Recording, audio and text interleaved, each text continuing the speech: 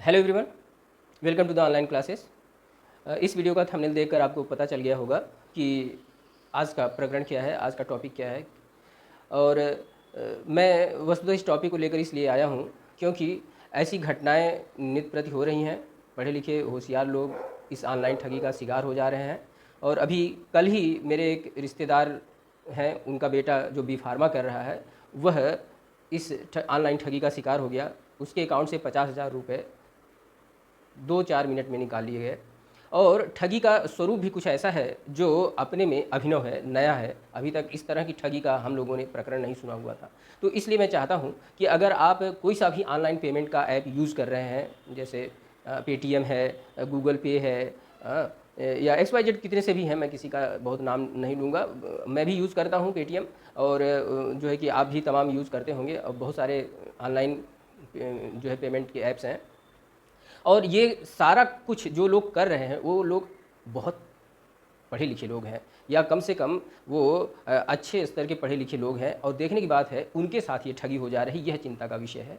क्योंकि अनपढ़ लोग या कम जानकार लोगों के साथ अगर ऐसा होता है तो लोग कहते हैं भाई उनको जानकारी नहीं थी, सूचना नहीं थी, तो उनके साथ हो जाना तो स्वाभाविक था। लेकिन पढ़े लिखे लोगों के साथ ये घटनाएं आज के दौर में बहुत अधिक हो रही हैं। और ये ऐसे ठग हैं जो नज़र नहीं आते हैं और बोलते हैं, आपसे बातचीत करते हैं, बातचीत करके काम कर जाते हैं, और उसके बाद आप जो है कि उनको ढूंढते रहें, वो कहीं पता नहीं चलता उनका। ये साइबर वर्ल्ड का जो अपराध है उससे जो कोई इनको पकड़ नहीं पा रहा है। अखबारों में छपता तो है कि वो ठगी के शिकार हो गए, मीडिया में इधर उधर आता है वो ठगी के शिकार हो गए, इस तरह से उनसे कोड मांग करके जो है पैसे निकाल लिए, उनके सब हो गए। लेकिन कहीं भी आज तक मैंने ये नहीं पढ़ा, देखा, सुना कि उसके खिलाफ कार्रवाई जो है कि साइबर सेल में कहीं हुई हो, पुलिस थाने में रिपोर्ट FIR लोग दर्ज करवाते हैं, लेकिन वो रिसीव हुआ हो, किसी का पेमेंट बैक हुआ हो, वापस हुआ हो, इसकी सूचना फिलहाल मेरी जानकारी में नहीं है। तो यह भी एक बड़ी चिंता का विषय है कि यह एक ऐसा प्रकरण है जिसमें सावधानी और बचाव मात्र और जागरूकता मात्र ही एक उपाय है। इसलिए यह वीडियो बनाने के लिए मैं प्रेरित हुआ कि जो घटना है वह आपके साथ साझा करूं, और आप अपने सभी चिर परिचित और जाने पहचानने वाले दोस्तों परिचितों के साथ साझा करें, ताकि लोग बच सकें, लोगों के अकाउंट्स बचे रहें, लोगों के पैसे बचे रहें। ये जो वक्त चल रहा है, इस वक्त में पैसे कमाना कितना मुश्किल है, उसमें पैसे गंवाना इतना आसान हो जा रहा है, ऑनलाइन ठगी में देख रहे हैं। देखिए प्रकरण क्या है, अब मूल मुद्दे को आते हैं। प्रकरण ये हुआ कि जो रिश्तेदार हैं, उनका जो लड़का है वह बी फार्मा कर रहा है, और उसके फीस के पैसे जो है कि अकाउंट में रखे हुए थे, 50,000 उनके उस अकाउंट में थे जिस अकाउंट से ठगी हुई। तो अब वह उस दोपहर में कल सो रहा था, तो उसके पास फ़ोन आया, और फ़ोन जो उसने रिसीव किया तो उसने बोलने वाले ने कहा, मैं तुम्हारे जीजा का मित्र बोल रहा हूँ। तो अब उस नींद के झोंके में उसे किसी अपने जीजा, उसके 2-3 जीजा होंगे, हैं बल्कि, तो अब सबसे उतना रेगुलर बात भी नहीं होती, किसी एक जीजा की आवाज़ के जैसा उसको वह आदमी की आवाज़ लगी। तो उसने कह दिया कि आप फला जीजा बोल रहे हैं। तो उसने कहा हाँ, उनके दोस्त बोल रहा हूँ।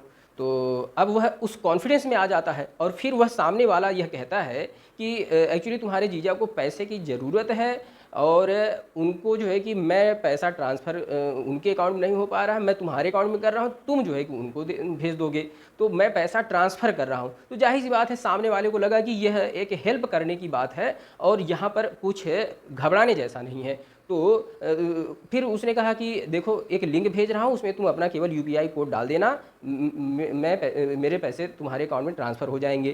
तो उसने कहा ठीक है। तो ये कितनी सिंपल सी बात है, कोई भी इस पर जो है कि कॉन्फिडेंस में आ जाएगा, कॉन्फिडेंट हो जाएगा कि नहीं ये मामला क्लियर है, कोई ज़्यादा घबराने की बात नहीं है। तो उसने लिंक भेजा, उस लिंक पर उस बालक ने जो है UPI कोड अपना डाल दिया। तो एक बार डाला तो पैसे कट गए, लेकिन तुरंत तो मैसेज आता नहीं है, और मैसेज आया भी होगा तो वो देखा नहीं, तो शायद आया नहीं था। तो उसने जो है कि फिर कहा कि ऐसा है, नेटवर्क पुअर होने के कारण जो है कि ट्रांजैक्ट हुआ नहीं है, फिर से लिंक भेज रहा हूँ, तो फिर से जो है कि थोड़ा UPI डाल दो। तो फिर से डाल दिया। तो फिर से कहा कि अरे इस बार भी नहीं हुआ। तो 20,000 पहली बार, 20,000 दूसरी बार, फिर जो है कि तीसरी बार भी UPI कोड डाला, उसकी तरफ से तो तीनों बार ट्रांजैक्शन क्लियर हुआ, लेकिन बालक को पता नहीं चला। और इस प्रकार से वो 50,000 जो है कि 3 बार में 20-20, 10 के किस्त में वो पैसे उसके अकाउंट से कट गए।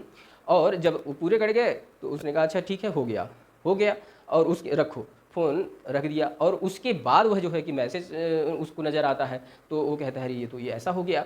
तो यह अब सीधा-सा सिंपल सा प्रकरण है, आप इसमें यह नहीं समझ पाते हैं कि यह घटना किसी के भी साथ कैसे भी हो सकती है, हमारे आपके साथ भी हो सकती है। फिर देखिए, वह जो ठग है, उस ठग ने इतने पर ही उस परिवार या उस बालक को नहीं छोड़ा। तो उसने फिर क्या किया, उसी परिवार के उन्हीं के भैया जो चचेरे भाई हैं, उनके पास फ़ोन किया। अब देखने की बात है, यहाँ ऐसा भी लगता है कि वह जो भी फ़ोन कर रहा है, लगता है कि उस परिवार के लोगों को जान रहा है। तो ये साइबर अपराध करने वाले लोग तो जो है कि आपके आस-पास के भी हो सकते हैं, ऐसा भी लगता है। इस प्रकरण से तो मुझे थोड़ा अंदेशा होता है। लेकिन अब देखने की बात क्या है कि उनके पास फ़ोन किया, जो मतलब उस बालक के चचेरे बड़े भाई के पास फ़ोन किया और अब उनका नाम ही लेकर के फ़ोन कर दिया, क्योंकि उसे नाम तो पता चल गया था किसी जीजा का जिसका संदर्भ लिया, तो कि हाँ, हाँ, उस जीजा के नाम पर लोग जो है कि थोड़ा विश्वास रखते होंगे और उनसे काम हो सकता है इस संदर्भ का। तो फिर उनके नाम से ही उसके चचेरे भाई को फ़ोन किया, बड़े भाई को। तो उन्होंने उससे 2-4 क्रॉस क्वेश्चन किए कि कहाँ से बोल रहे हैं, क्या प्रकरण है, कैसे? तो उन प्रश्नों का जवाब देने में उसको उलझन हुई, तो उसने जो है कि फिर वहाँ पर फ़ोन काट दिया और वहाँ पर प्रोसेस को आगे नहीं बढ़ा पाया।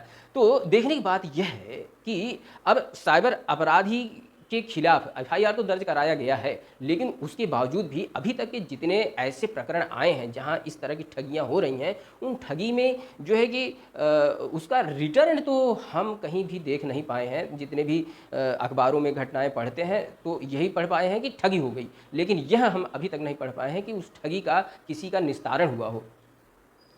अच्छा, अभी तक होता क्या था? अभी तक यह होता था कि जो इस तरह के साइबर ठग थे, वो कहते थे ये कोड डाल दीजिए हमें, वो कोड पूछते थे और जो वन टाइम पासवर्ड होता है, वन टाइम पासवर्ड टाइप का चीज़ें पूछते थे और ये जो सिक्योरिटी पैटर्न्स हैं, उन पैटर्न्स के चक्रव्यूह में वो उलझ जाते थे और उससे जो है कि ये इस तरह की बातें तमाम जगहों पर आम हो गई थी। तो लोग अवगत हो गए थे।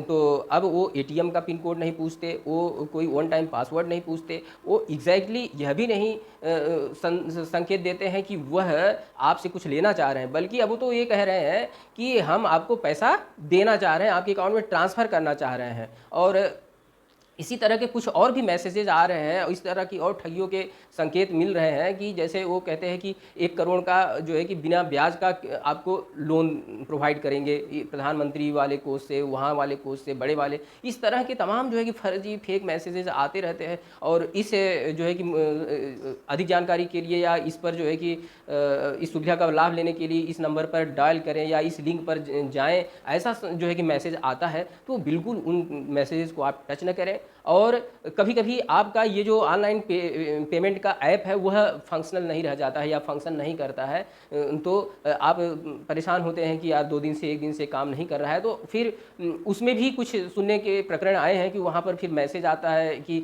आप क्विक सपोर्ट ऐप जो है कि डाउनलोड कर लीजिए, तो ये आपका जो है वह फंक्शन होने लगेगा। तो ये क्विक सपोर्ट ऐप ही एक बड़ा खतरनाक ऐप है। इसको अगर आप डाउनलोड किए तो आपका सारा जो है कि बैलेंस जो है साफ़ हो जाता है अकाउंट से।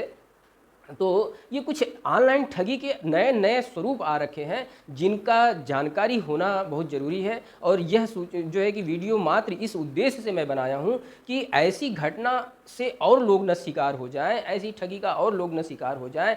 आप सावधान हो जाएँ, आपके मित्र, आपके परिचित, आपके परिजन, आपके दोस्त, ये सब जो है कि इस घटना को जानें। और चूँकि बचाव ही उपाय है, मात्र बचाव, सावधानी और बचाव ही इसका उपाय है। इन साइबर अपराधियों को अभी तक पकड़ा गया हो, इनको कहीं सज़ा दी गई हो, इसके तो मेरी जानकारी में प्रमाण कम मिले हैं। इसलिए मैं तो सावधानी ही इसका उपाय है। इसलिए मैं चाहता हूँ कि यह सूचना, यह संदेश आपके माध्यम से आपके बहुत सारे लोगों तक पहुँचे, ताकि सभी लोग सावधान रहें और इस तरह की चीज़ों से बचें।